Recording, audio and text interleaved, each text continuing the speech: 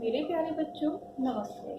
आपका स्वागत है हमारे चैनल में। तो बच्चों, कल मैंने आपको जर्नल एंट्री के बेसिक कंसेप्ट बताए थे जो आपने जरूर से पढ़े होंगे।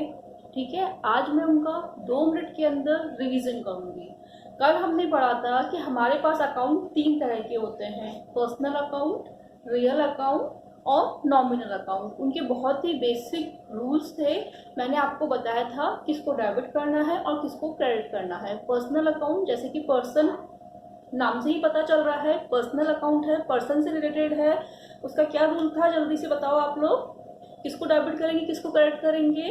Debit the receiver and credit the giver. फिर दूसरा अकाउंट हमारा क्या था? Real account. रियल अकाउंट किससे रिलेटेड था? थिंग्स से रिलेटेड था। इसके अंदर डेबिट किसको करते हैं? Debit what's come in and credit what goes out. Business में जो आएगा उसको डेबिट करोगे, बिजनेस में से जो जाएगा उसको क्रेडिट करोगे। थर्ड हमारा था नॉमिनल अकाउंट। नॉमिनल अकाउंट का बहुत ही बेसिक कंसेप्ट था: debit all the expenses and losses and credit all the income. और जो भी आपके प्रॉफिट्स हैं उनको आप क्रेडिट करोगे, और जितनी भी हमारी एसेट्स होती हैं उनको हम डेबिट करते हैं, और जितनी भी हमारी लाइबिलिटीज होती हैं उनको हम क्रेडिट करते हैं। हमने ये कल बेसिक बहुत डिटेल में पढ़ा था।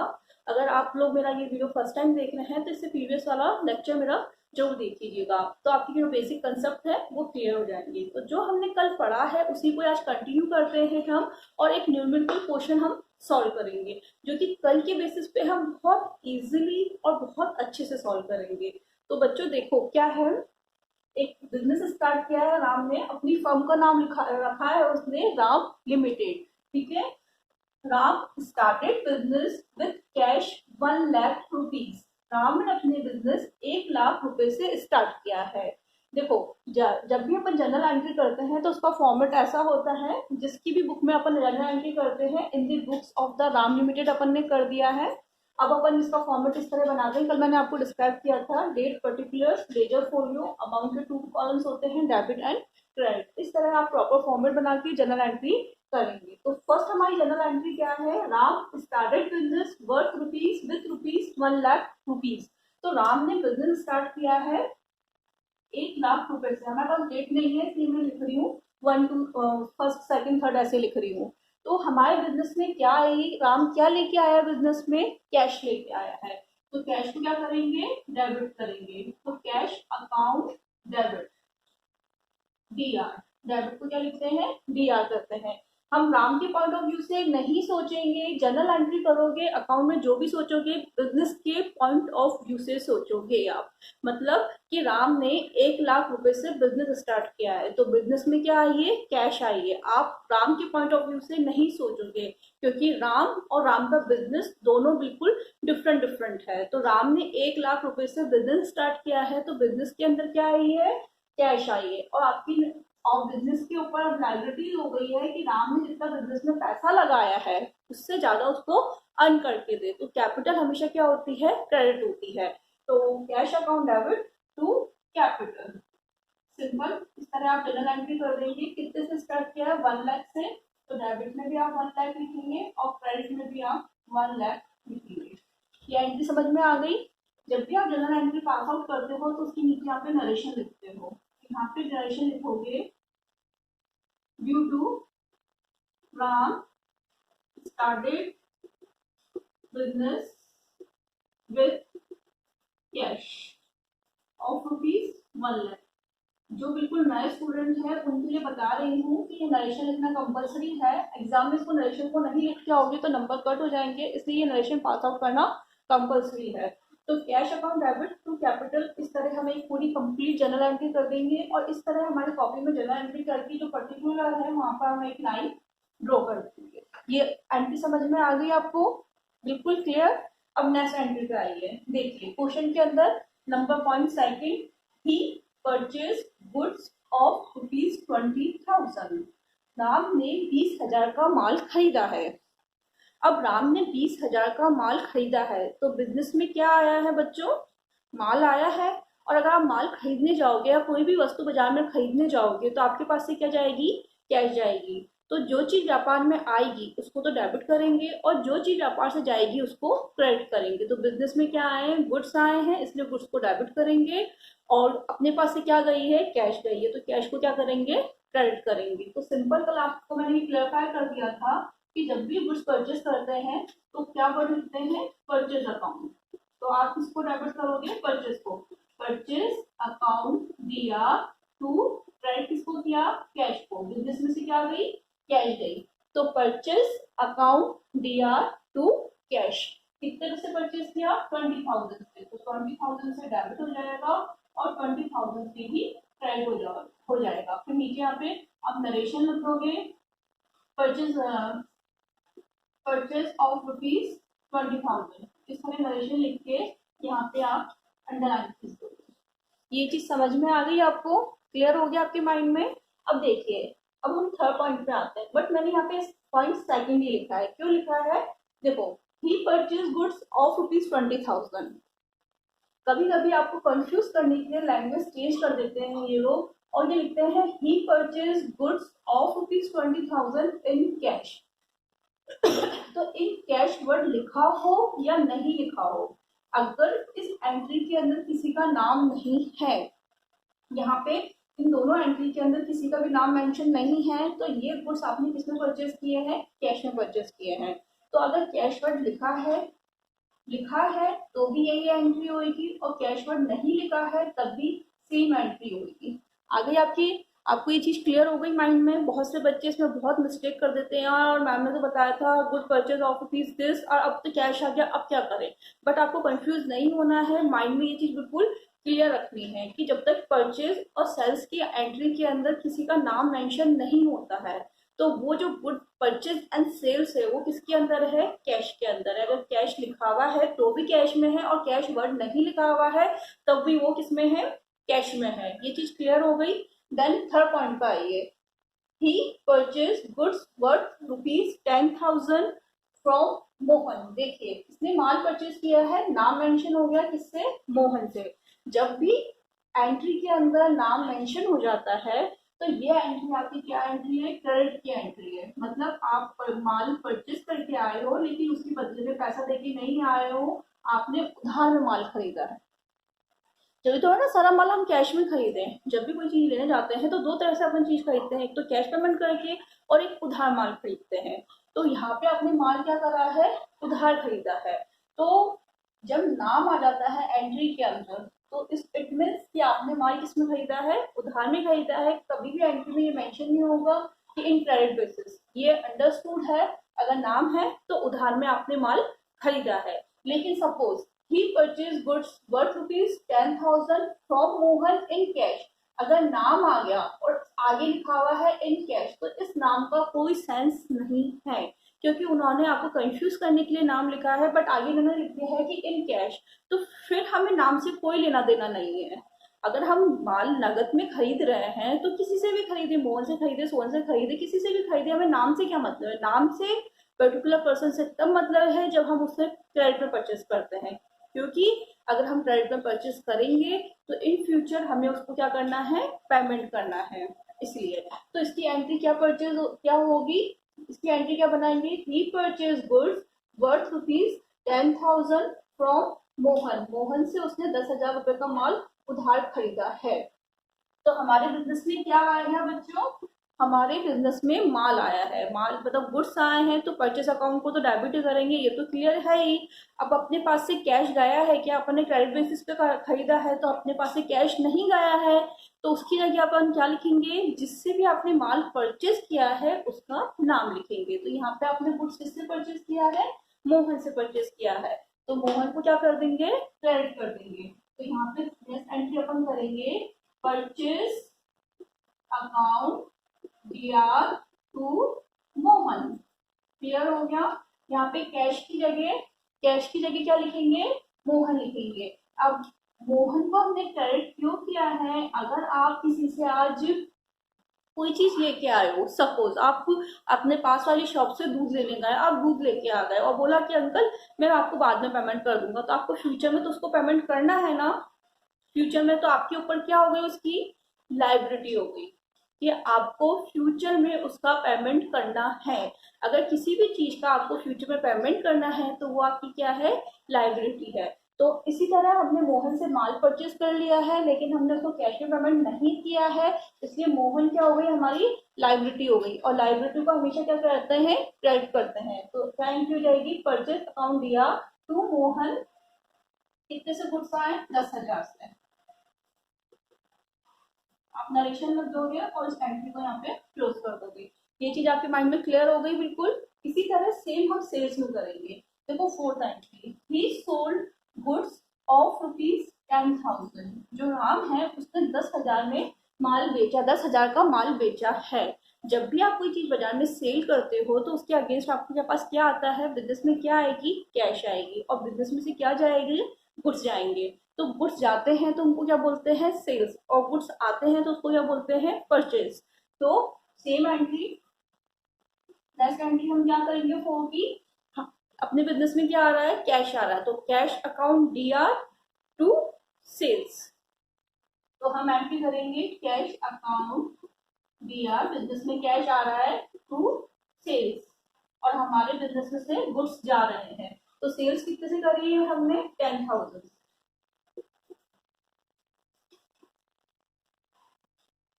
बच्चों जैसे परचेज का कंसेप्ट होता है उसी तरह सेल्स का भी सेम कंसेप्ट होता है। अगर आपको कुछ भी नहीं दे रखा है तो ये आपने कैश में सेल्स किया है। अगर आपको कंफ्यूज करने के लिए इन कैश दे रखा है तो ऑब्वियसली आपने कैश में सेल्स किया है।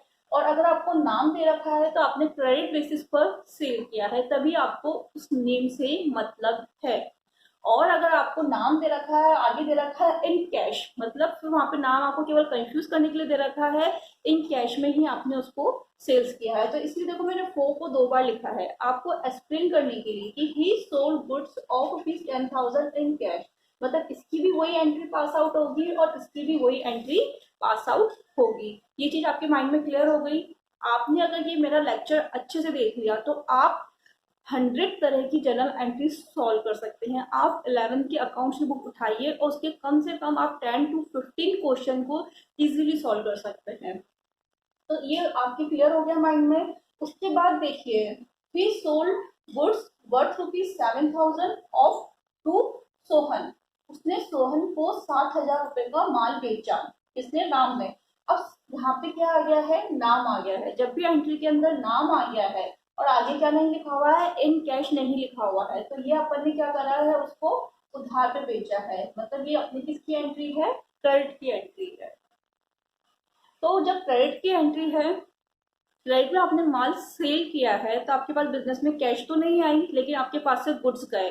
गुड्स जाएंगे तो ये तो क्लियर है कि आप टू सेल्स को क्रेडिट करोगे। फिर डेबिट किसको करोगे, डेबिट किसको करोगे, सोहन को डेबिट करोगे। क्यों, क्योंकि सोहन आज हमसे, पर सोहन को हमने माल सेल किया है, सोहन हमें फ्यूचर में पेमेंट करेगा। जैसे ये पेन में मार्केट में बेचने गई, एक एक्स नाम का व्यक्ति मेरे से इसको खरीदने आता है और वो मुझसे ये पेन लेके चला जाता है, तो मेरे को पेमेंट नहीं करता है, लेकिन फ्यूचर में तो वो मुझे पेमेंट करेगा ना, मेरे से पेन लेके गया है। तो मैं अपनी अपनी बुक्स में किसका नाम लिखूंगी, एक्स का नाम लिखूंगी, क्योंकि एक्स से मुझे फ्यूचर में पेमेंट आएगा। तो मैं डेबिट किसको करूंगी, क्योंकि एक्स मेरा यहाँ पे सोहन मेरा क्या हो गया, डेटर्स हो गया है, फ्यूचर हमारी मेरी एसेट्स हो गई है, ये मेरी एसेट्स हो गई है, फ्यूचर में मुझे इससे पेमेंट आएगा, इसलिए इसको मैं डेबिट करूंगी। सोहन, सोहन अकाउंट दिया टू, अपने बिजनेस में से क्या गया, गुड्स गया, इसलिए क्या लिखेंगे, टू सेल्स 7,000। तो बच्चों ये चीज आपके माइंड में क्लियर हो गई। ये परचेज और सेल्स की एंट्रीज ही बहुत कंफ्यूज करती है सबको, तो आप ये चीज बिल्कुल अपने माइंड में क्लियर कर लीजिए। अगर नाम लिखा हुआ है आगे इन कैश लिखा हुआ है तो वो कैश में ही है, वो नाम आपको केवल कंफ्यूज करने के लिए लिखा है। और अगर नाम लिखा है आगे कहीं पे भी कैश वर्ड नहीं लिखा है तो वो एंट्री किसकी है, क्रेडिट की है। तो क्रेडिट की एंट्री का सिंपल फंडा क्या है कि कैश की जगह उस पर्सन का नाम लिख देंगे। अपन परचेज की सिंपल एंट्री क्या करते हैं, purchase account DR to cash. तो परचेस की क्रेडिट एंट्री क्या होगी, परचेस अकाउंट डीआर टू, जिससे भी माल खरीदा है उसका नाम आ जाएगा। इसी तरह सेल्स की आप नॉर्मल एंट्री क्या करते हैं, बिजनेस में कैश आई, cash account DR to sales.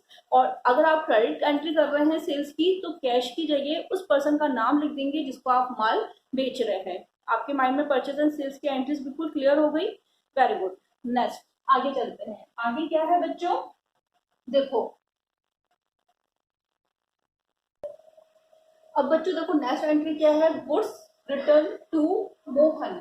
यहाँ पे ये बहुत इंपॉर्टेंट है, टू एंड फ्रॉम।